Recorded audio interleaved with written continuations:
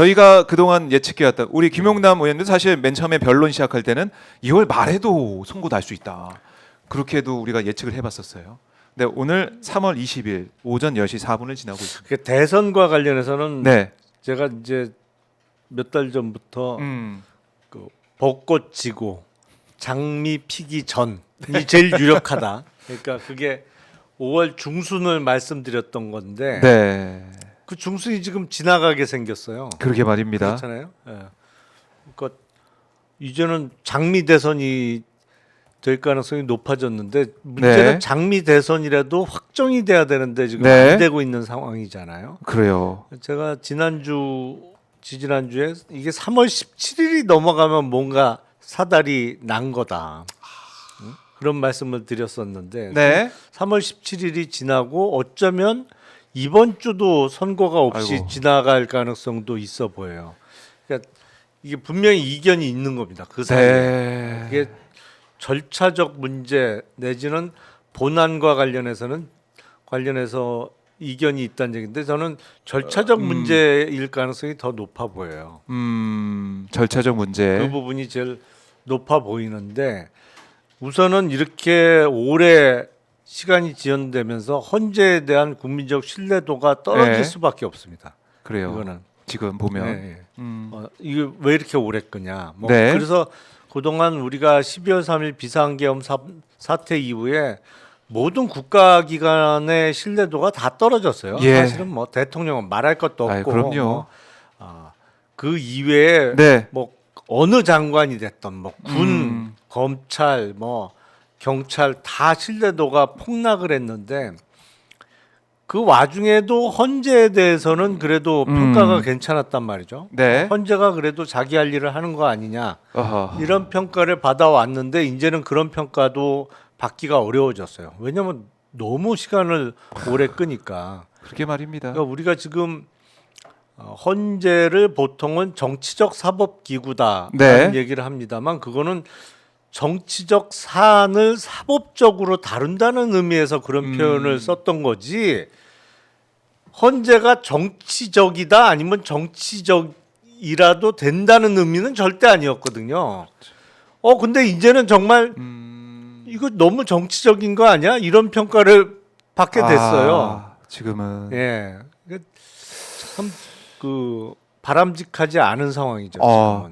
그러니까 제가 볼 때는 국민의힘에서 정말 뭐 계속해서 흔들어댔고 뭐 윤석열 쪽은 말할 것도 없이 그리고 이제 이른바 이제 극우들이 준동하고 있는 이런 상황들 여기에 진짜 헌재 재판관들이 흔들리는 게 아닐까라는 생각도 들고 이제는 전부는 아니겠습니다만 일부는 그럴 수도 있겠죠. 그래서 직위원 판사 판결 그건 형사 재판이고 헌재는 다를 거야. 직위원 판사가 뭐 오염돼서 가능성도 있지 하지만 헌법재판관들은 다를 거야 이런 생각을 했는데 우리 국민들 이제 내부에서도 헌재 재판관도 좀 이상하다 이런 생각을 조금씩 할 수 있을 것 같아요. 그 헌법재판관들도 그냥 그 본인의 삶을 예. 살아가는 사람들이니까 일종의 생활인이니까 예. 고위직 법관인 거는 맞습니다만 사회의 어떤 상황 예. 내지는 그 영향으로부터 완전히 100% 자유로울 수는 없죠. 물론 그건 절대로 바람직하지는 않습니다. 그럼요. 네. 그래서는 안 되고 법과 양심에 따라서 헌법이 있고 그 헌법에 의해서 헌법재판소가 있는 건데 검찰이 사실은 이번에 즉시항고를 안 하면서 검찰 이제 문을 닫고 검찰을 역사 속에 뭐 거의 이제 무덤 속에 묻어버리는 그런 쪽으로 가는데 헌재도 지금 이렇게까지 끌고 최장기간 끌고 이러다가 만에 하나 잘못하다가는 결론이 뭐 이상하게 나오게 된다면 헌재도 헌재 문을 닫고 이제 사라지는 상황이 될 것 같기도 하고 그건 끔찍하죠. 끔찍한 뭐 상상하기 어려운 상상하기 싫은 뭐 좀 말도 안 되는 그런 상황 그렇게 가면 안 되는 거고요. 그래서 지금도 많은 분들은 얘기하세요. 이렇게 늦어지고 있지만 결론은 파면으로 갈 수밖에 없다.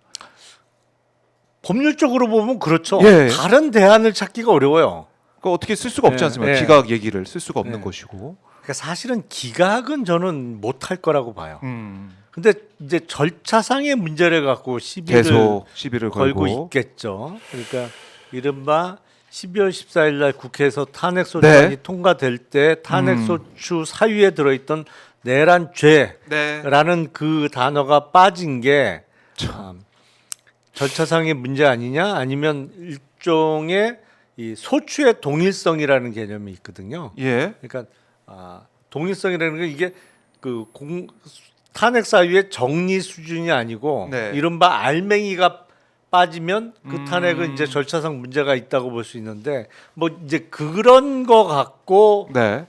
시비를 걸 수 있겠죠.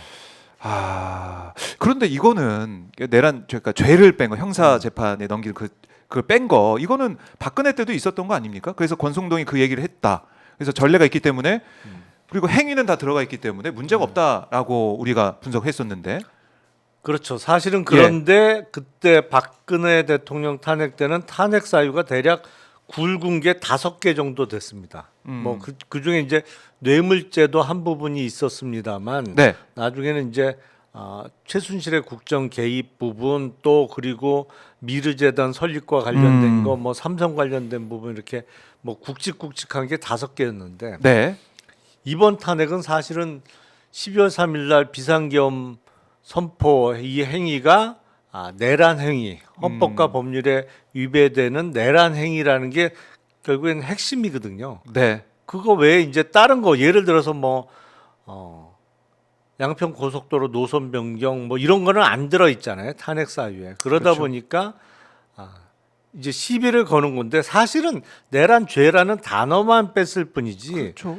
그 비상계엄 선포가 불법적인 내란 행위라는 그럼요. 거는 뭐 부인하기가 어렵잖아요. 들어가 그러니까 있는 것이고. 이거는 내란 죄라는 단어를 뺀 게 네. 전체적인 그 탄핵 소추 사유의 변경, 뭐 대부분 사유의 변경이라고 볼 수 없다. 이거는 네. 작구의 수정 정도라고 봐야지.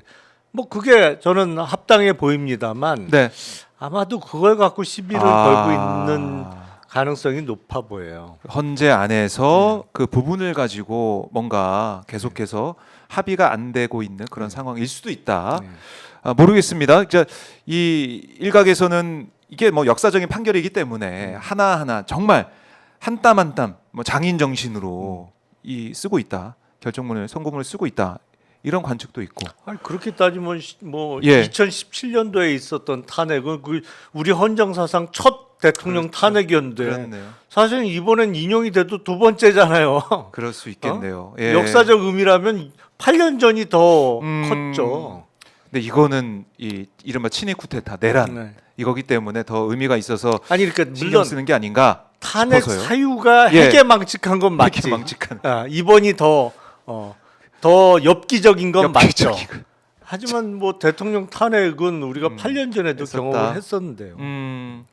그래서 신중에 신중을 기하지 않을까라는 얘기가 많이 나왔었는데 아마 이제 어제를 기점으로 해서는 헌재 좀 수상하다, 이상하다 이런 생각할 수도 그러니까 있고. 그런 얘기가 나올 수밖에 없죠. 그러니까 너무 제가 늦어지다 보기엔 보니까요. 3월 17일 정도가 예. 마지노선이었어요. 3월 예. 17일. 예, 이번 주 월요일 정도는 늦어도 선고를 했어야 그래요. 헌재의 어떤 평판 내지는 국민적 신뢰도에 큰 흠이 안 갈 수 있는 마지노선이라고 저는 생각을 했는데 네. 그 선을 지나면서부터는 이제 헌재에 대한 시각이 달라질 수밖에 없는 거죠. 그러게 말입니다. 그래서 헌재 브리핑 룸을 오마이TV가 지키고 있습니다. 여러분과 함께 지키고 있습니다. 아직 오마이TV 구독 안 하시고 보신 분들도 많으실 것 같은데요. 오마이TV 구독 꼭 눌러주시고요. 그래야 이런 생생한 현장, 살아있는 입체 시사 박정호의 스팟을 볼 수가 있습니다.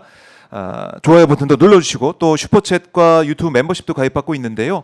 김영일님이 관절 나이 20살 오민시 용남성님 또 박정호 기자님 윤석열 파면되는 날 그동안 진행하느라 고생하셨는데 예 대봉성님하고 용남성님한테 보약 사달라고 하시오 뭐 이렇게도 김영일님이 슈퍼챗에 보내주셨습니다. 보내주고 계시고 그리고 박지원님은 우리 아버지랑 동갑이신데 건강 잘 챙기십시오 뭐 이런 김영일님의 슈퍼챗 연달아 2개나 좀 보내셨네요.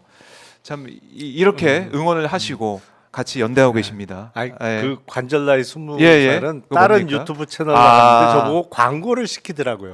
그래서 그 광고를 했는데 그 광고 내용이에요.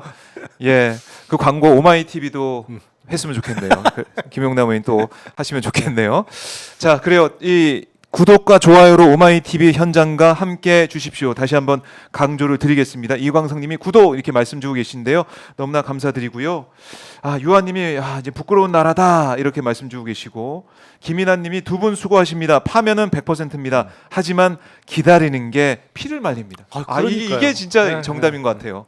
이게 이 말씀이 제가 오죽하면 예 그 최근에는 노래 부르고 다니겠어요. 노래 네. 어떤 노래를 부르세요? 그러니까 헌재 선거와 관련해서 노래 부르고 부르겠어요? 다닌다니까. 난 정말 지쳤어요. 땡벌. 기다리다 지쳤어요. 땡벌. 진짜 기다리다 지쳤지. 지쳤어. 온 국민이 다 기다리다 지금 지쳤어요. 지금. 그 노래 절로 나오네요. 네. 예, 기다리다 지친 상황인데 헌재 브리핑룸 계속 저희가 보여드리고 있습니다. 보여드리고 있고